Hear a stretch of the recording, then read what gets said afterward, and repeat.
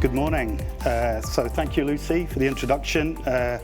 Thank you to Inez and the team for a terrific opportunity. I love talking about climate change. We have some terrific panelists here, so it's going to be a fascinating discussion.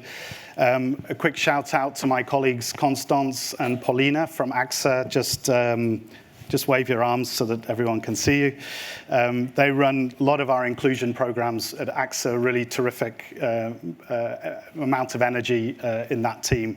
So thank you for coming and thank you for getting me here. I'm Martin Powell. I'm a new board member of the Financial Alliance for Women.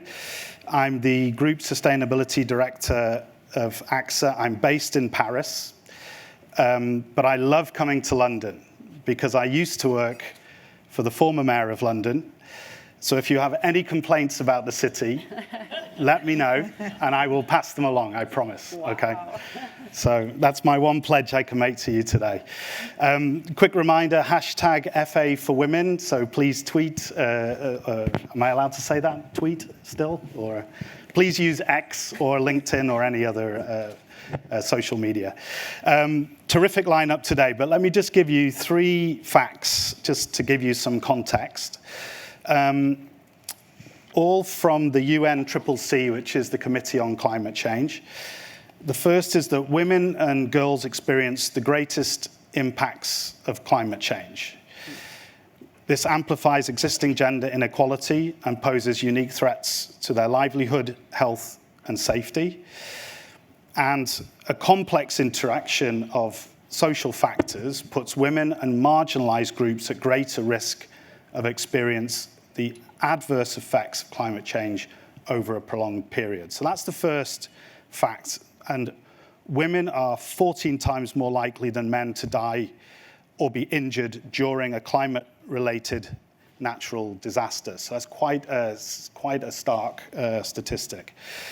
The second fact is in the AXA's 2023 Future Risks Report, and we survey around 16,000 people globally, women name climate change as their #1 emerging risk ahead of pandemics, cybersecurity, or social tensions.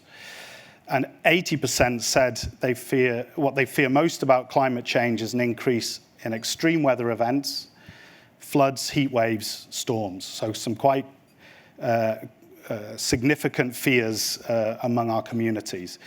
And women feel there's a lack of preparation for future risk, and giving them a greater say will help build stronger, more resilient communities. So the decision-making process is key. And this is my last fact, which is the latest UN climate change report on gender-differentiated impacts of climate change states very clearly that better integrating women and marginalized groups into decision-making at all levels will help to improve both mitigation and adaptation policies for climate change.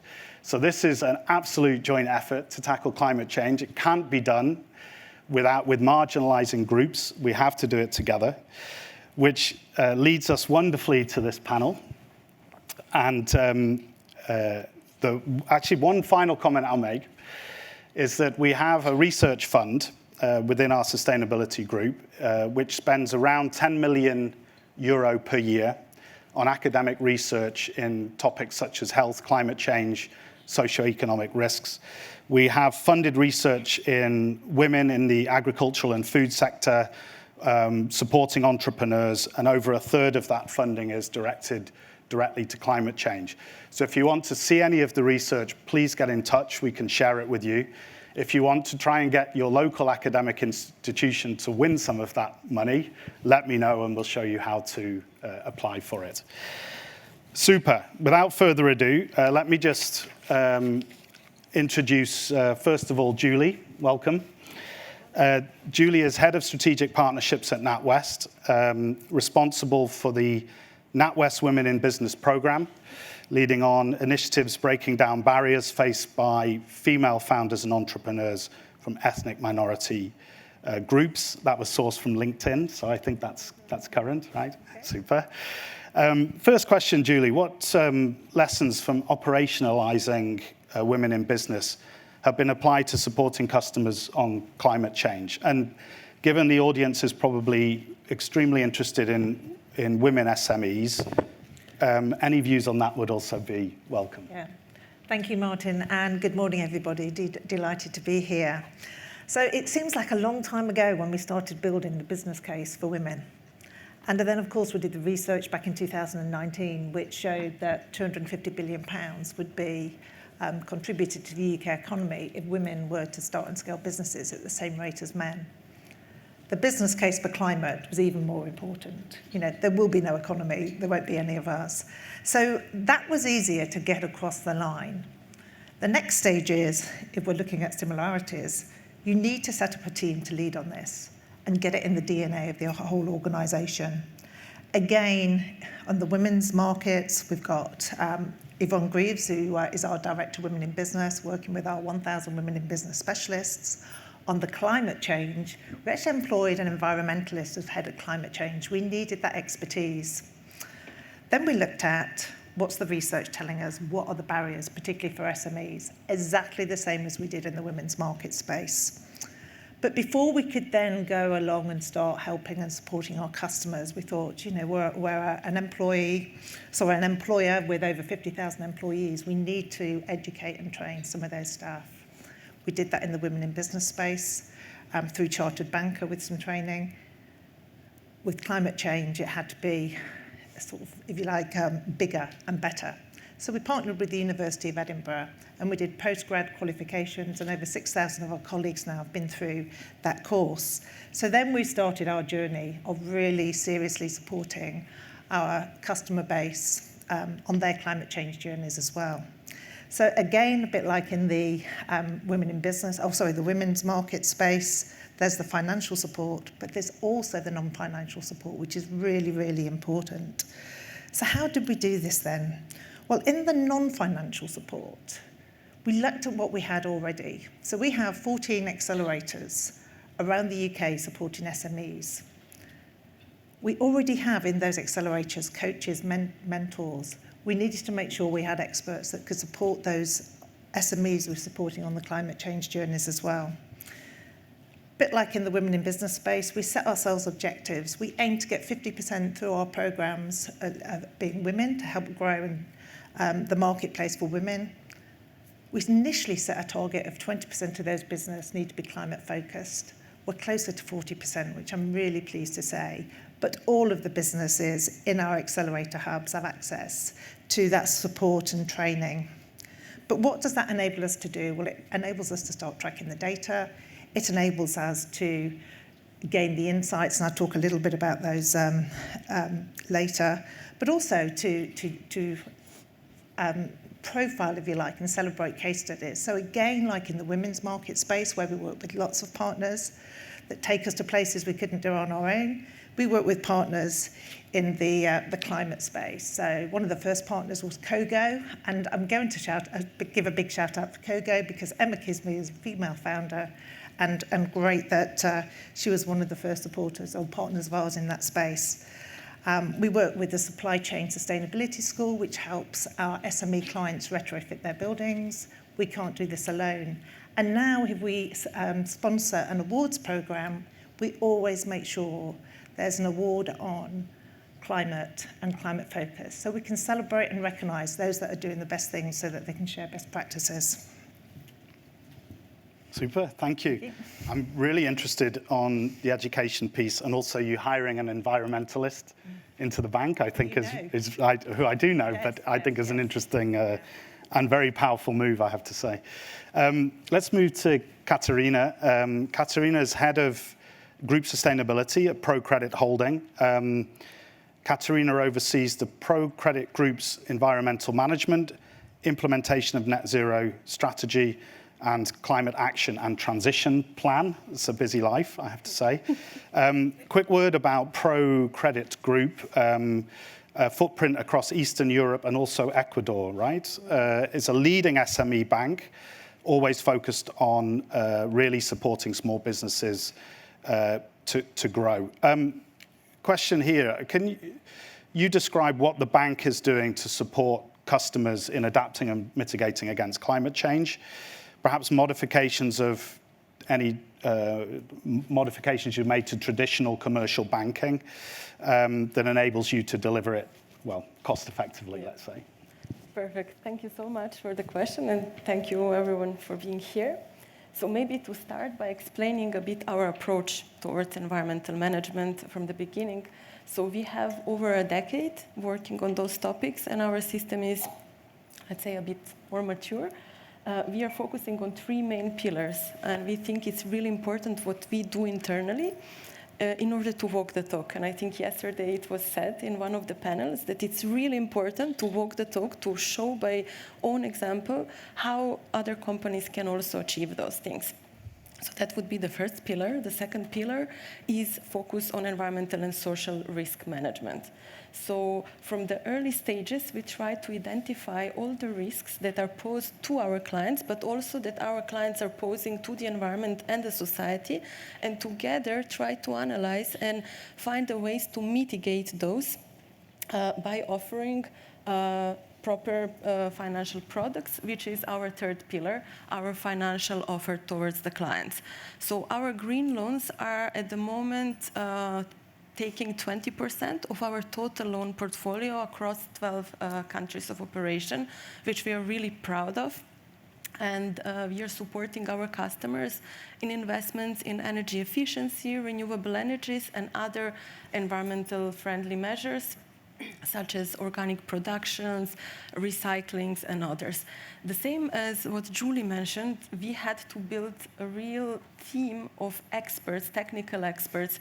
So we employed across all the group at the moment, probably we have around 50 engineers working on the assessment of those investments and also developing our approach and how will we support our clients, how we can really build a mechanism to identify those risks and then prepare a proper offer, financial, that is also taking into consideration technical aspects of the technologies that are needed to support climate action. I would like to share one example, the most recent that was launched in February this year. It's a project that we had in Greece. It's a big photovoltaic project that was given to energy community, formed by more than 180 small companies and farmers in Greece, in rural area. So this project helped them not only to have access to clean energy, but also to be more resilient towards the climate change and all other aspects that are happening in these regions. The project is located in Greece, I forgot to mention. So it's really relevant for our customers.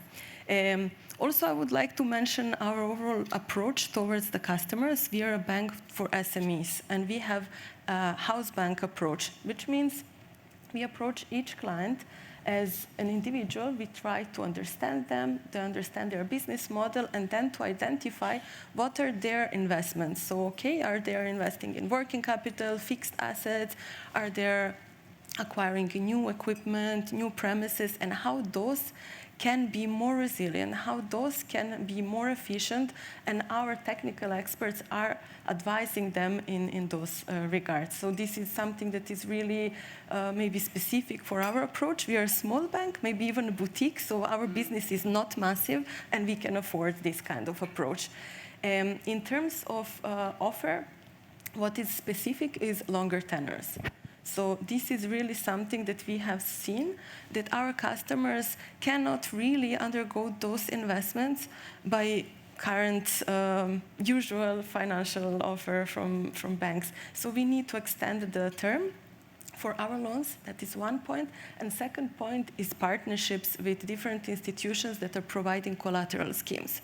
Because many times these kind of investments in climate adaptation and mitigation are requiring more capital, and therefore collateral schemes or different collateral requirements are something that our customers need. This is especially important for women-owned SMEs. In our countries of operation, research showed that women have less assets to provide to the banks as collateral. This is due to different inheritance customs in Eastern Europe, which are really imposing this kind of limitations. And I think these kind of partnerships are really, really relevant for us to support our female customers in their climate action and further activities. Yeah, that last point, I think it's global from what we heard yesterday. Yeah. Yeah, very, very interesting. The community energy scheme in Greece is fascinating because you're building resilience in order for SMEs to cope and survive, right? So we should talk to you about ensuring these SMEs, right? Because in the end, extreme events impacting the energy system will stop them forever. Absolutely. So, yeah, Absolutely. interesting. Yeah. Super. Last but not least, Pauline, welcome. Pauline's the Chief Growth Officer at Gprnt, Singapore. Pauline worked in a Tier 1 consulting firm, a deep knowledge in digital topics, 20 years of experience in the financial services industry, and is a trusted advisor and mentor in the fintech ecosystem. I know we're going to roll a video in a second. A key challenge facing all of us is in implementing green products and the measurement of financed emissions. So how much carbon is the loan portfolio currently emitting, and how much are the organization's green products reducing that carbon footprint by? So, measured finance emissions is very complex in the SME portfolio, and at the end of the distribution curve where it comes to firm size, where there's a greater proportion of women SMEs. So let's roll the video, and perhaps you can talk us through that. Thank you. Successful businesses thrive on good data. Sustainable businesses thrive on good ESG data. But collecting, reporting, and using ESG data is often complex. This is a global challenge, so we built a global solution. We call it Gprnt. Gprnt makes it easy for businesses to collect, compute, and manage their ESG data efficiently and accurately. It harnesses data automation and integrations with trusted data sources, lots of data sources, to radically simplify and transform the ESG reporting process. Where data is missing or difficult to report, Gprnt's cutting-edge generative AI tools allow businesses to surmount these challenges. Gprnt will greatly enhance how companies collect, compute, and use ESG data. Be it supporting an SME to automatically generate its first disclosure report, helping a large corporate sum up the ESG performance of its portfolio, or powering a bank's next sustainable financing product. Gprnt data will support these needs and more for businesses, financial institutions, and countries across the globe. As Gprnt's data networking capabilities build, users will benefit from greater access to credible and crucial insights to empower better, data-driven decision-making. As our data ecosystem matures, fintechs across the world can access these data assets via Gprnt's interoperable architecture to build and scale innovative solutions that support the world's transition to a net-zero future. When you become a part of Gprnt, you become part of a revolution to unlock and harness ESG data to future-proof your business. Be a part of the Gprnt revolution today.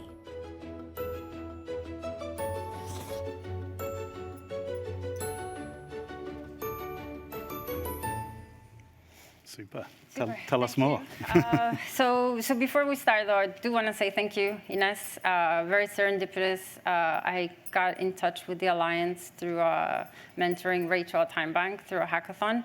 And as I sat here, I thought, wow, I haven't sat in a panel in a year because some big things happened to me. I had a bad accident. And so thank you, because I feel like I'm supported by very strong people here. And I could not have wished my first panel in a better place. So, thank you. Right, now pull it together.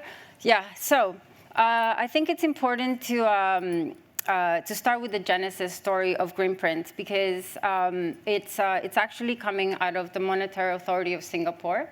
As you're probably familiar, some of you, there's the central bank and regulator has half of the house is focusing on development. So we have a chief fintech officer, Swapnil Mohanty, and within that 3 years ago, they created the Green Fintech Office. In there, the idea was to provide grants to help digitally native companies that were tackling the climate, ESG space, to help banks with grants to do POCs, and so on and so forth. What became very apparent is that data was a challenge. And those companies that are addressing this very difficult topic, I mean, one of my favorites, and I think you mentioned them as well,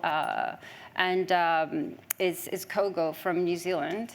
Absolutely love Ben from Kogo and the team here as well.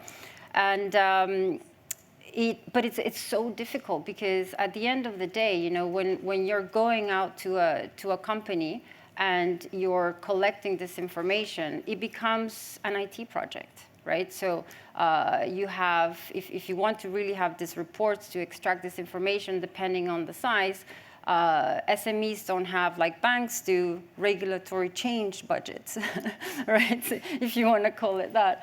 And it could go up anywhere between $10,000 a year to $400,000 a year to actually have this data pulled in and do something with it. So it's very prohibited. So the central bank thought, you know, with all governments setting up goals, and then for 2030, 2050, but then after that, what is the detail? How do you address? How do you get to net zero? How do you do that transition? Especially when SMEs are such a big part of our economy, and they're being left behind, that they thought of providing capital to develop, you know, at least this data problem and subsidize it heavily to just get it started. And then have, you know, other fintechs, other companies plug into that and just help them with that information because, you know, there's a lot of folks out there that are building amazing things. So it's a public-private initiative that hopefully, you know, will start addressing that because, and also trying to get an angle because from an SME perspective, you know, going in, and I think we heard it yesterday a lot, right? If you go in with the problem statement around women, around climate, about women-specific products, actually, what we need to talk about, you know, economics win. Right? You need to show that there's a green premium to all of this, right? You need to show that there is, that we can make money out of this, that the transition, that replacing, you know, moving towards electricity or replacing some of your components that you have, at the end of the day will either save you costs or bring up the value of your organization. So that's really the genesis story of it. That's super. So thank you, and thank you for sharing your story. No problem. Well. To move back to Julie, because NatWest developed a carbon calculator 2 years ago, I think you've been running it. Yes. And helping businesses estimate their carbon footprint, setting targets. The insights seem fascinating, but what's been the uptake by SMEs? Any insights you have on how that data is being used? I'm interested. Yeah, no, thank you. And the carbon tracker, I've got to say, was born out of the Kogo app that we used in the retail book. We thought, how can we help our business clients? And what it does, it helps the businesses track their carbon footprint by looking at things like their premises. Do they need retrofitting? Is there anything they can do? Switching to renewable energy, switching to electric vehicles, and looking at their products and services and setting targets, because if they have a baseline, they can then measure it and reduce it. But I think we need to take a step back and think, why do they need to do that? And it isn't just because they've got a desire to become more carbon neutral. More and more, to get on supply chains, you need to be able to evidence that you're doing something about your carbon footprint and proactively making positive initiatives, if you like, to support the environment. But also, and we had a discussion with this before we came in, Although in the UK yet, there's no regulation around this to get on, say, public sector supply chains, and some supply chains, some corporates do instigate that. When you're importing, exporting, some countries that you're working with could well ask, and you'll lose out if you don't have that evidence that you're doing something. So really important. But what the insights show us, well, we have 6,000 users at the moment. 70% of those users are NatWest. It's on our website. Anybody can sign up for it. It's a free tool. But interesting, when you look at the main motivators, they all want to obviously reduce their carbon footprint, but they all say the reason they're doing it is, yes, one, supply chains, but it's not the economic reasons. It's things to attract talent. To attract young talent today, it is something that future employees expect. Also, brand image. You don't want to be known for the wrong things today, so really important to do it for that. When you look at the challenges around the speed of converting or reducing that carbon footprint, it's all around costs. And that is still a challenge. And if you ask any businesses, and the businesses we surveyed had a turnover of between £250,000 and £5 million, they said the biggest priority was still finance and surviving and thriving, particularly in the economic conditions of today. And yes, they did say, reverting to a lower carbon footprint was important, but it wasn't at the top of their list of priorities. So I think it's worth sort of calling that out. So these SMEs are focused on their core business. Yeah. But you have to try and make it easier for them to reduce their costs, and that's where they're really focused in the data that they put in. Absolutely. And yes, they do want to reduce their carbon footprint, but they need support, which we can do, and the Carbon Tracker helps with that, and some of the partnerships and initiatives we have. But two, they need help with the finance. If it costs more to buy an electric van than it does a petrol one, a lot of businesses are still going for the petrol version. Yeah. For pure economic reasons. Yeah, Paul. I was going to add to that because in the prep call, that was a discussion that we were having, and the Business Times, which is one of the big newspapers in Singapore, had a big headline that said, SMEs don't see any requests from their clients to have any ESG reporting. And interestingly enough, we had this discussion also, what is the feedback from SMEs? And we were really surprised that they basically said that ESG reporting was now more and more becoming a requirement for tenders. And that's something that wasn't there last year. And it's really become apparent. In addition to that, it's really essential to have this information made easier. So there was also a headline. So the new CEO at National Bank Australia, the head of partnerships at Xero, which is the accounting SaaS, put on LinkedIn, said, put the face of the CEO and said something like, today we ask for your financial data, tomorrow we'll be asking for your carbon footprint. And it got slammed because basically everybody was saying, all the companies were saying, hold on, you don't even understand our P&L. And how are you asking for this? This is just another tax. We're just trying to survive. So to your point, it's maybe not about asking your emission data. Is about, say, for example, your landscape gardener business, and you're retiring, you're selling your business, and you have 5 vehicles. Those 5 vehicles potentially, the business might be valued at lower. If those 5 vehicles, you're going to have to replace them in 3 years, and 3 years for an electric vehicle. So you're pricing that in. If you were to do that today and get a mortgage that is more attractive, a mortgage loan that's more attractive to replace those 5 vehicles, then that business could be valued at more, because then the future buyer doesn't have to spend on that. So it's really contextualizing that information, moving away, focusing more on the economics, on the value that it's bringing for the business. Yeah, very interesting. Katarina, your measurement system for customers, so what's your experience in your first phase? Yeah. This year we launched our CO2 calculator, so our experience is still really young.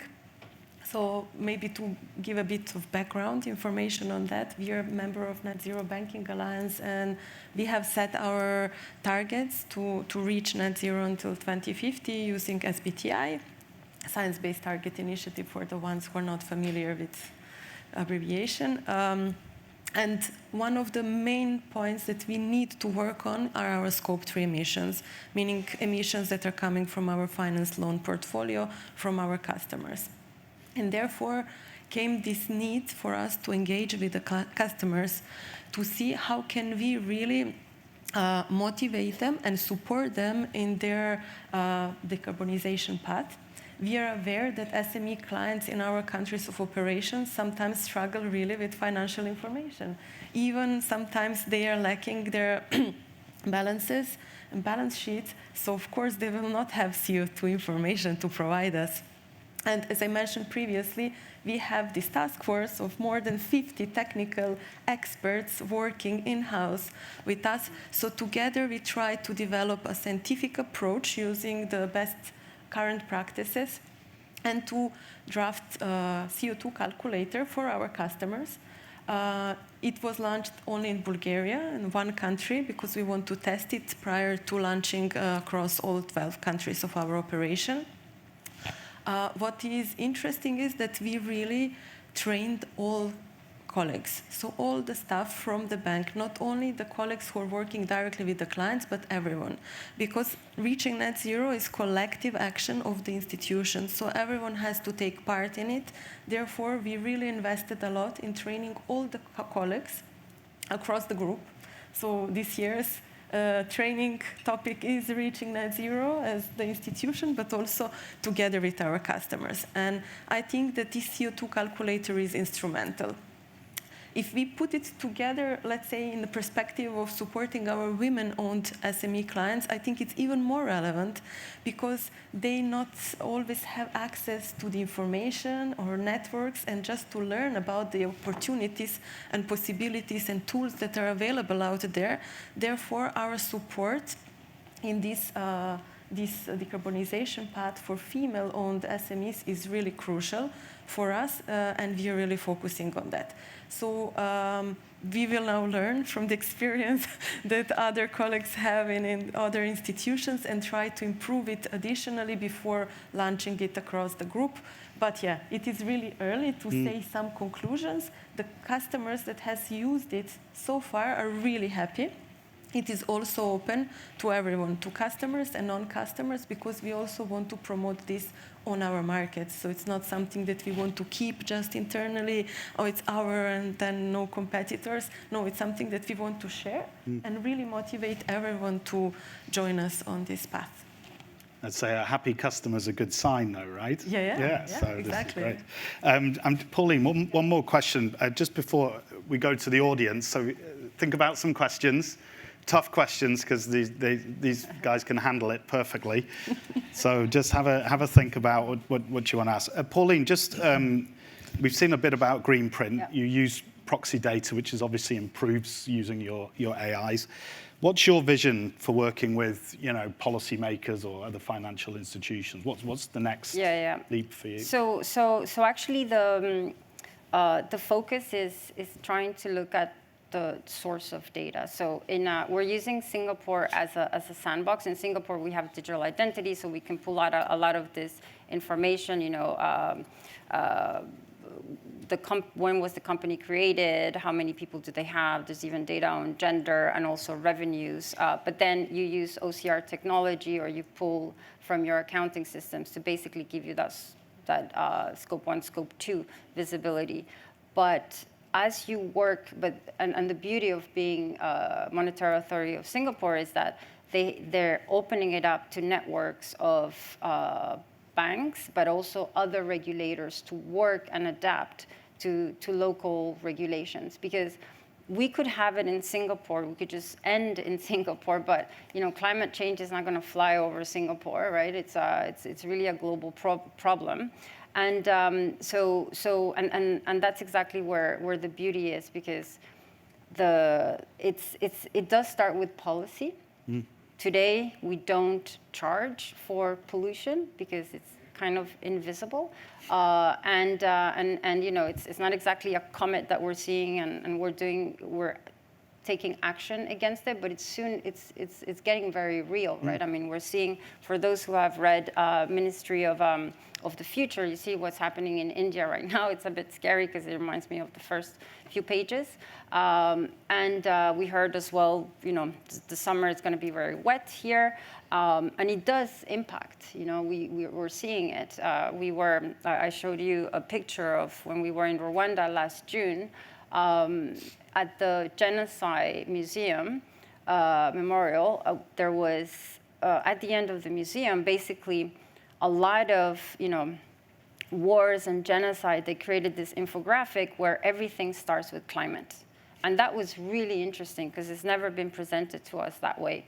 So being part of policy, building that stick is important, and I think that's why MAS felt that it was important to at least get the data going in the absence of that stick.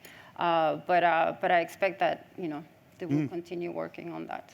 And with that flow, more financing should flow into climate change in theory, right? If you price those externalities of and more funding. Exactly, because it does have a really big impact on women. So I'm also part of an NGO that's called Her Planet Earth, and with that, last year we were raising some funds for UNHCR, and in Bangladesh, a lot of the refugees from Myanmar in Bangladesh, we were raising for women, because women, so a lot of the forest has been cut, right, to house all of these refugees, and the women, what they do is that they go out. First of all, they're impacted by floods, but also when they go out and get wood, they get stamped by elephants.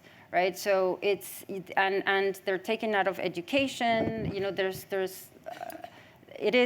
you know, the women are at the bottom of the chain and really impacted by climate. So it's extremely important that all of that gets put together and contextualized. And when it gets to women-led businesses, it's important that they take action. It's almost like I compare it to COVID, right? COVID was the black swan. For all of those businesses that were not digital, that did not have a website, that did not have the ability to distribute through Amazon, they were in trouble. They had to wait 6 to 9 months to get on an e-commerce platform and distribute. This is very similar. You know, right now it's going slowly, but it's going to hit very quickly, and we want those women, female-led businesses to be prepared as well. Fantastic, thank you. Right, we've got just a little under 10 minutes left. We have one question at the front. Do we have a roving mic? We do. Okay. Fantastic. So Inez first. Other hands we have up, so we'll take 2 or 3 questions. So we'll have one after you. We're ready. No, go ahead, Inez. Oh, yeah, please. Okay. So this is to Pauline, because I know how powerful MAS is. And when we saw Gprnt at the Singapore FinTech Festival, about a year ago, wherever it was, a year and a half ago, it was super impressive. And I know that Singapore was then talking to, for instance, the country I live in, which is Ireland. So this kind of intergovernmental central bank regulator to regulator type thing seems to me extremely important, because how are we going to scale it quickly enough? I just wonder what the strategy is. I know you're now the Chief Growth Officer, recently appointed. Strategy, so I'm just wondering how actually the theory of change, how are you thinking about that? Thank you. So hold that thought for a second. We'll take another question. We'll take a third as well. So we'll try and get as many questions from the audience as possible. Go ahead. Can you hear me? Please. Anastasia Panina, so I'm Global Head of Sustainability and Inclusion for Wealth and Personal Banking for HSBC. So thank you so much for the insightful discussion. I can pretty much nodded to everything you said. I guess question here is, when we are looking at adoption of sustainable offering solutions, what's very important is the level of government support and also the customer sentiment. where the customer feels that it's important to transition to sustainable lifestyle. So the question is, how do you empower and incentivize the customers? Because what we see, it's very important to bring customer on a journey. And because we're very early in adoption, you need to find a way of how to empower and incentivize them. So it would be good to hear how do you do that for both SMEs and retail customers. Super, so hold that thought. We'll do one more question and then we'll have a, yep. Well, America is pulling a different way from the rest of the world in their thinking around ESG. And I just wondered how important we felt this was. Okay. Do you want to kick off, Pauline, and then we'll move on from there? Go ahead. Was there? Oh, we'll do one more. Hello. Please. So my name is Ceren Özhan. I'm from IFC. I'm based in Almaty, investment officer, and I have a question to actually KATARINA, because we also have like ENS requirements, and we really believe it helps the clients. But sometimes it's very difficult to convince the clients, and they just are scared of these requirements. So how do you manage to convince your clients so that they, do all these things so that they can, get the funding, right? So how do you manage that? Thanks. So there's a few things to go up. Pauline, perhaps you start with Inez's and then just fire away. And we'll try and get one more round of questions in after this, okay? Please.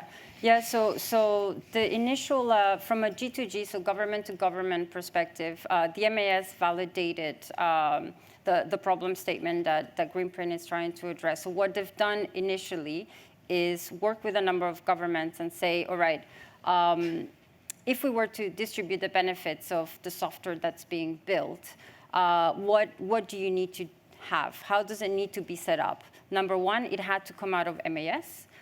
Because a lot of people get nervous when the regulator holds the data, especially regulated entities. And then the idea that we're doing as well is working with other regulators to say, you have this data. A lot of this SME data, it can be pulled. You might not have digital identity or APIs, but you can build towards it. I think that's a conversation, for example, that we had with ASIC in Australia. They have this information. And it does take work, and it's very difficult, for example, to just have a startup, ask for this requirement, right? It's a little bit like open banking, right? You have to have a level of credibility and to be able to attract this information or have regulation around it. So the benefits of that is that they're able to go to the governments, the regulators specifically, and say, you have this SME information. When people incorporate companies, these are the 7 data sets that we need just to get that, at least that first automation level and not create frictions to start filling in that information. So that is, from a starting point, it's something that is very beneficial. Then the other angle, especially in emerging markets, is try to look at, because lending capital is very important, try to work with governments. So they're doing this with Project Savannah in Africa. Try to look at what is the data that you can collect in addition to your ability to pay in the ESG space that will allow you to get this financing in place. And then there's as well stock exchanges, the information that you can. So we're going to be working with the stock exchange as well in Singapore to be able to provide some of this information, and also the ministries. So the ministries in Singapore, and we hope to lead by example, are more. Last year they created a report that showed all of their carbon footprint across the different ministries. And they're going to be using Gprnt as well to just basically show what is possible from a data perspective. So we've been working a lot with European regulators, Southeast Asian regulators, Australia, and Africa at the moment. Super. Yeah. Julie, do you want to jump in? A few of the others. So how do we empower and incentivize? I think as a whole finance sector and government, we need to collaborate and work together on this. There have been task force set up, but we really need to help make it simple to navigate around accessing financial support, that retrofitting or whatever it may be. We need to navigate to grants. There's loads of funding out there available, Innovate UK, but where do you go? It's a minefield, so let's have a one-stop shop or make it simple to help. Let's showcase the successes and celebrate and recognise and just show what we can do, and let's inspire people so they may want to do it. But in reality, and I love your question, Alan, is it still important? We don't hear our government, and I know we're in a strange situation here at the moment, used to be the #1 priority. We don't hear that anymore. Yeah. It is a priority for some, and I think it'll only become a priority when you're not winning contracts because you're not doing something, or when something horrendous happens. But how do we convince clients? I think we need to inspire them and celebrate and recognise those successes out there. Super, thank you. Katarina, do you want to throw? Yes, sure. How to convince clients, or maybe even to merge two questions, and then how to drive them towards adaptations of this ENS, but also other decarbonization practices. I think it's really, really important to have a convincing argument, and then to really have good training and staff that really can argument this with the clients. From the perspective of ethics, climate change, and scientific perspective, this does not require every colleague of ours who works in a bank to be scientific, to be technical expert, of course not. But we all can argument climate change, right? And environmental and social aspects to our customers. So really a lot of investments in trainings and good articulation of the cause. Then second one is to be well informed on regulation and other requirements that are out there on the national level, but also on the international level, because it was mentioned our customers, although in Eastern Europe, are many times subject to different regulations from the EU, from other legislations that they are working with. So we have CBAN, we have this European Supply Chain Due Diligence Act. So we have different regulations that are really impacting our customers, and we need to be informed and actually to advise them how to navigate through those. That is another argument. Then, of course, partnerships. Because, for example, in ENS aspects, many times our requirements and requirements of IFIs towards us is to ask our customers to do external environmental and social due diligence and so on. And partnerships there to have a pool of experts who can do it, but then also to have negotiated technical assistance with IFIs that can cover those costs for the customers is really relevant. So I would wrap up with this. Super, thank you. Very quickly, the clock is bright red, so permit me just 30 seconds with each panelist. Start with Julie. A personal step you're taking at work to move the climate change agenda faster. So this isn't going to be just at work. I'm going to pull Sam Cooper-Gray into this as well. She's looking up now. We both sit on the Investing Women Task Force. There's an Investing Women Hub, which 250 financial institutions in the UK signed up to. We need something on there to support and navigate women towards climate change initiatives. And we've got 250 organisations that can put all of their good stuff on there as well. Wonderful. So that's what we're going to do. All right, thank you. Thank you, Sam. Yeah, very good. Katarina? Okay, I think really a lot of advocacy and a lot of work for net zero and decarbonization, transition plan, and engagement with customers. I think that is, let's say, what I will be working on. And for me, I would say, so a year ago, I was working on a really exciting project in digital assets and shipping fintech space. And after 47 days and 3 months in ICU and pretty much almost losing everything I had, I got a real appreciation of, what's valuable. And for me, joining Gprnt is that, starting to use, the 20 years was kind. It's more like 25, 27 years of experience to a real good cause.